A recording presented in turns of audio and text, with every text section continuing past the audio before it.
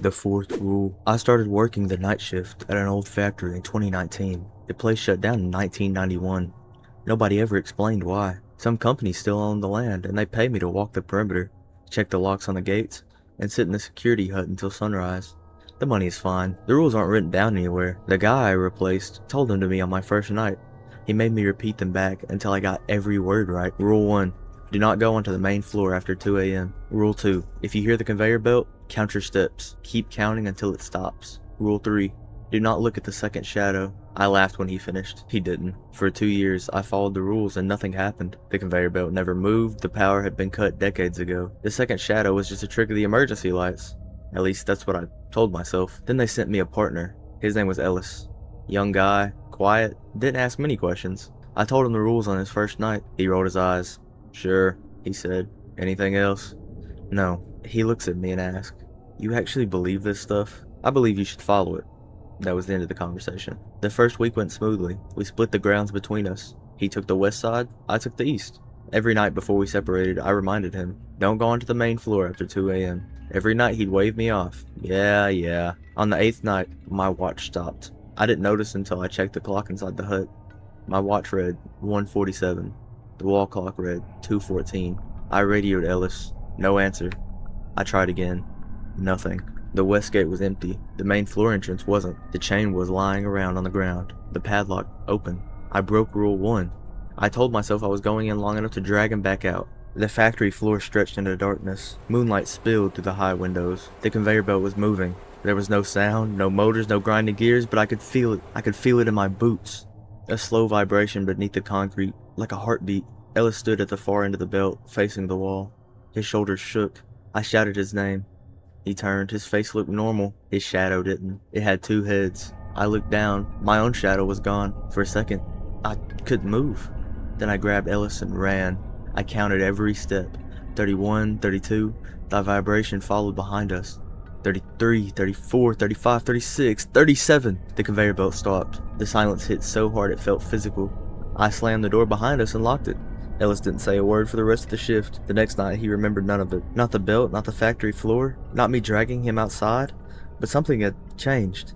His shadow, it lagged behind him, only half a second at most, but enough to notice, not enough to explain. I started noticing other things. The air in the hut tasted different after midnight, metallic, like old coins. The lights flickered sometimes, but only in my peripheral vision. When I looked directly at them, they were steady. The floor of the west gate room was always warm, even in winter. No heat source, just warm. After that, the nights stopped behaving properly. Patrols that should take 20 minutes took 3 hours. The clocks never agreed. My phone showed different dates depending on which room I checked it in. Sometimes, the sun rose too early. Sometimes, it didn't rise at all. The sky would just go from black to gray and stay there. One night, Ellis went to check the west gate, alone. He was gone 5 minutes by his watch, 7 hours by mine. When he came back, he was crying. He said he'd walked the same hallway over and over. Every door led back to the same door. The only way out was to count his steps backwards. He wouldn't tell me what was in the hallway. He just kept saying, I don't know, over and over. I stopped sleeping, not because I was tired, but because every time I closed my eyes, I dreamed about the conveyor belt. In the dream, it was silent, but I could feel it, and my feet were already counting. After that, the conveyor belt started moving more often. Sometimes we'd hear it while standing outside. Sometimes we'd hear it inside the hut. Whenever it started, we'd count. Neither of us questioned it anymore, especially Ellis. He followed the rules perfectly, never looked at his shadows, never approached the main floor, never missed a count. But his shadow kept growing. Every week it stretched further, no matter where he stood. It pointed towards the main floor. I stopped looking at my own shadow. I don't even know what it's doing anymore. I tried leaving, took the company truck and drove down the access road. The road bent left, then left again, then left a 3rd time. I passed the same rusted sign 3 times. I stopped the truck and turned around. The sign was still there, but the words weren't. Welcome back. The letters looked wet. I drove back. I haven't tried leaving since. Now I'm sitting in the security hut, writing this. Ellis sits across from me. The wall clock says 1:47. It has said 1:47 for 3 days. Neither of us mentions it. We just repeat the rules over and over. Our voices are hoarse. I can't remember the last time we drank anything. A few hours ago, a truck came down the access road. A young guy stepped out. Clipboard, badge, company uniform. He asked if this was the factory. Ellis looked at me, then back at him. Yeah, he said, you need to listen to these rules. The man smiled. I wrote the rules. Then he walked past us towards the main floor. The conveyor belt started moving. I felt it through the floor of the hut. Ellis's shadow stretched across the room, past the door, past the wall, out of sight. The man never looked back. The conveyor belt stopped. The clock still said 1:47. Ellis turned to me. His face was calm, too calm. "That's the fourth one," he said. "The first three were me." Then he walked after the man. The door shut behind them. The padlock clicked to close on its own. The chain twisted itself into a knot. I've been trying to undo it ever since. My fingers are bleeding. The knot doesn't change. I'm alone now. The rules are still written on the wall. I don't remember writing them, but the handwriting is mine. There are 4 rules. I swear there used to be 3. Rule 1. Do not go onto the main floor after 2 a.m. Rule 2. If you hear the conveyor belt, count your steps. Rule 3. Do not look at the second shadow. Rule 4. When the next one comes, do not speak.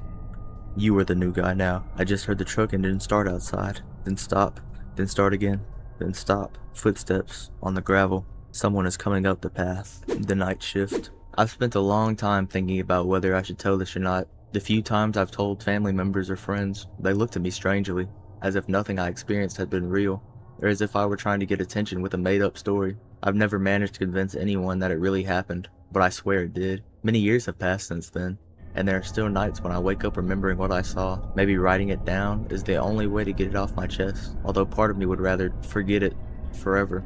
This goes back to the summer of 2005. I had just finished the school year and needed a summer job, something that wouldn't be too demanding and that paid reasonably well.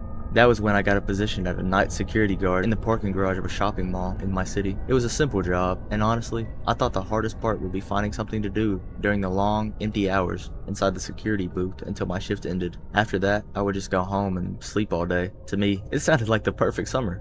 The parking garage was completely underground, so I'd be protected from the heat, the rain, and the wind while the rest of the city suffered through the high temperatures of July. On the first night, I arrived early, partly to make a good impression, and partly because I had nothing better to do at home. I spent a while talking with the guard from the previous shift, while he explained to me how everything worked.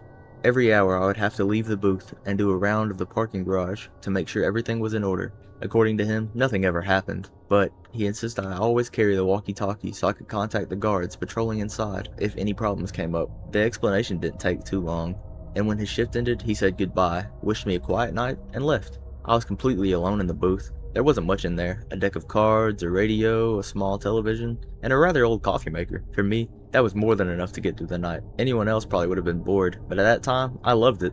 I was getting paid to drink coffee and watch television. The night began without incident. Little by little, the parking garage became completely empty, and from the booth's window, you could see almost the entire area without having to go outside. Even so, every hour I had to do my round, so I spent 10 or 15 minutes walking through the aisles between the columns and checking that everything was still in order. It was during one of those rounds that walkie-talkies started making noise. Nothing specific could be heard. It was more like white noise that came and went intermittently, as if someone was trying to transmit from very far away. I didn't pay much attention to it, because those devices were already old, and it was common for them to produce interference or pick up strange frequencies. I assumed one of the guards inside the mall was talking on the radio, or that the device itself was malfunctioning. The noise eventually disappeared on its own, and I continued working. I just swallowed a gnat. Sorry, I didn't mean to break the immersion. Anyways, the noise eventually disappeared on its own, and I continued working. The hours passed, almost without my noticing until it was time to go home. The next night, I repeated exactly the same routine. I arrived a little early and chatted with my coworker while he finished up his shift. However, just before leaving, he said something that made the hair on the back of my neck stand up. "You didn't hear anything strange last night, did you?" I told him no, that everything had been completely normal, and asked whether I should have heard something. He simply smiled awkwardly, avoided answering, and changed the subject as if he regretted having said anything at all. That reaction stayed in my mind for the rest of the night, and although I tried to forget it, a feeling of unease quickly settled in. The first few hours passed, just like the previous night, but the atmosphere was no longer the same. The silence felt much heavier, and every time I went out to do a round, I had the strange sensation that someone was watching me from some corner of the parking garage. I tried to convince myself that it was only my imagination, brought on by my coworker's comment, until I heard the walkie-talkie. It crackled again. This time it was different. Beneath the static, I thought I could hear a voice, badly distorted and almost impossible to make out. Puzzled, I asked over the radio whether any of the other guards had tried to contact me. The answer came immediately, perfectly clear and without interference. None of them had said anything. We spent a while trying to find an explanation for the sound. Maybe another security guard was using the same frequency. Maybe the device was faulty, or maybe someone had pressed the button by mistake. But none of those explanations felt convincing. Little by little, the loneliness became heavier, and the silence more uncomfortable, until suddenly, a loud bang echoed through the entire parking garage just seconds after I had finished one of my rounds. I left the booth, terrified, and walked slowly towards the sound, sweeping my flashlight across everything in front of me. Then I saw it. A soccer ball was lying motionless in the middle of the aisle. It was impossible for it to be there. 5 minutes earlier, I had walked through the exact spot, and there had been absolutely nothing there. There was also no one who could have thrown it, because the parking garage had been completely empty for hours, and I was the only person down there. Without thinking twice, I turned around and ran back to the booth. I locked the door, tried to calm myself, and decided that I would not be going outside again until dawn. After a while, the shock began to wear off. I tried not to think about the ball while watching some random television program, repeating to myself over and over that there had to be a logical explanation. Then the walkie-talkie came to life again. This time there was no interference or no static. The voice came through with absolute clarity. "Look at me."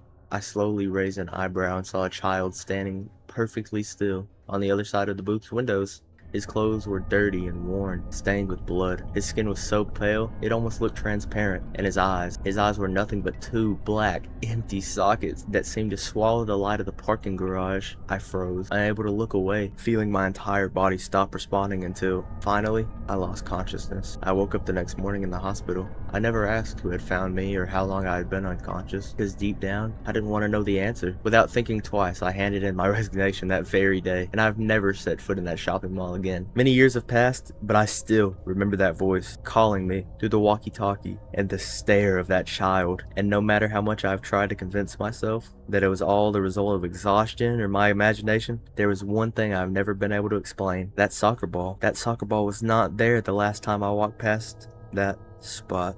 I still don't know who was standing outside my bedroom window that night. This happened when I was around 13 or 14, so some of the details are a little fuzzy. But it's one of those memories that randomly pop into my head and make me uncomfortable. I lived with my mom and younger sister at the time, and my bedroom faced our backyard. Nothing strange had ever happened there before, so I never thought much about leaving the curtains slightly open at night. One night, I woke up for no real reason. I remember checking the clock beside my bed, and it was just after 3 a.m. I wasn't scared or anything, just annoyed that I'd woken up. As I rolled over to go back to sleep, I noticed someone standing outside my window. At first, I honestly thought it was my mom because the figure wasn't moving. I sat up and stared for a few seconds before realizing this person was way too tall. The top of its head was almost level with the top of the window frame, which should have been impossible. I completely froze. I didn't scream or move because I was convinced that if it knew I'd seen it, something bad would happen. After what felt like forever, it slowly raised one hand and tapped on the glass 3 times. Not hard, just enough for me to hear it. Then it stopped completely still again. I pulled the blanket over my head like a little kid and just stayed there until I eventually fell asleep without even realizing it. The next morning I ran outside expecting to find footprints, since it had rained earlier that morning. There wasn't even a single mark anywhere beneath my window. I told my mom what happened, and she brushed it off as a nightmare. The weird part is that a few years later, while we were talking about the creepy experiences, she casually mentioned hearing 3 knocks outside her bedroom window that same night. She'd assumed it was an animal and never bothered looking. I saw my dead uncle. So ever since I was born, my uncle had always been sick. Cancer, to be specific. And we used to go visit him almost every day since he lived close by, about 5 minutes away by foot. And honestly, he was the best uncle one could ever ask for. He treated me and my sisters like his own daughters, especially since him and my mom were the closest among their siblings. But sadly, his health was deteriorating. And when I was about 6, he passed away in the calmest way possible. He had his family by his side, and he was smiling brightly through his last breaths, as if he's finally at peace and not feeling any pain. As I said, I was 6 years old, but even then, I was quite an intellectual kid, and very emotional, and obviously, I was very much aware of what was happening. I lost my uncle.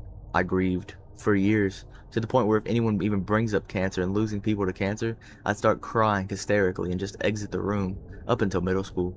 And then, last year, the craziest thing happened. We were driving past his house, and right as we were passing by it, a man was crossing the road from the house's side and stood right by the car as if he was waiting for us to move so that he could cross again to the other side. And as I look up to see the man's face, I see him, my uncle. My eyes widen as if I've seen a ghost. Well, obviously, law. But I was so sure it was him. It was his face, clear as day, smiling at me. That one bright and warm smile I'll never forget. It sent that warm, peaceful sense through my body, and it just felt like I traveled back in time. when I would run up to him and hug him while having that same smile. It was him, and I'm 100% sure. Because how much of a coincidence could it really be? Like right in front of his house. I started yelling to my mom and sister asking if they've seen him, and they're like, "What? Who?" And I'm like, "Uncle." And strangely enough, every time when I visit my aunt and cousins who are still living in that house, I can feel his presence. His scent is always there. I'm sure he's in a better place now, and I miss him so much. Please pray for him. What's up, guys? How are we all doing today? I hope we're doing good. If you enjoyed the video, let me know, like, comment, do all that. Please subscribe. Not many people are doing that, and that would make you special to me. But this is really the only time I get to, one-on-one chat with you. Well, not obviously one-on-one, but you know what I mean. Normally, I'm just reading you stories through my beautiful voice, or swallowing gnats. That was so nasty. Sorry. Anyways, but yeah, I hope you all enjoyed the video. If you have any suggestions, comments, concerns, put them down. I will do my best to go with whatever you say. You guys are my boss. The customer is always right. You know what I'm talking about. And I hope you have a good one. Good night, good morning, whatever it is to you. And goodbye. That doesn't get any less corny.